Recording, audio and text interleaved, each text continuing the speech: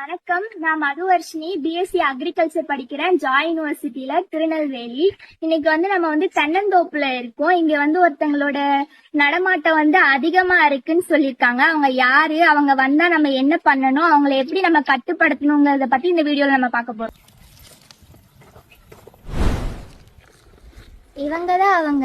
இவங்க பேர் rhinoceros beat, காண்டாமிருக வண்டுன்னு சொல்ல ஒரு வி ஷேப்டு இல்லாட்டி ஒரு டைமண்ட் ஷேப்டு கட்டிங்ஸ் மாதிரி இருக்கும் இலைகள்ல. அதை வச்சுதான் நம்ம காண்டாமிருக வண்டோட தாக்குதல்னு நம்ம கண்டுபிடிக்கலாம்.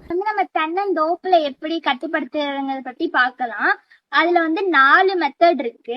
ஒன்னு பயாலஜிக்கல் மெத்தட், அப்படின்னா இயற்கையா எப்படி கட்டுப்படுத்தலாங்கிறது. அப்புறம் மெக்கானிக்கல் மெத்தட், ஏதாச்சும் மெஷினரிஸ் யூஸ் பண்ணி கட்டுப்படுத்துறது. அப்புறம் கெமிக்கல் மெத்தட். 4வது ட்ராப், ஹரமோன் ட்ராப் அந்த மாதிரி யூஸ் பண்ணி நம்ம அதை கட்டுப்படுத்தலாம். நம்ம காண்டாமிருக வண்டுகளோட சிம்டம், அதோட மேனேஜ்மெண்ட் பத்தி பார்த்தோம். இது உங்களுக்கு யூஸ்ஃபுல்லா இருக்கும்னு நினைக்கிறேன். This is Madhuvarshini. தேங்க்யூ.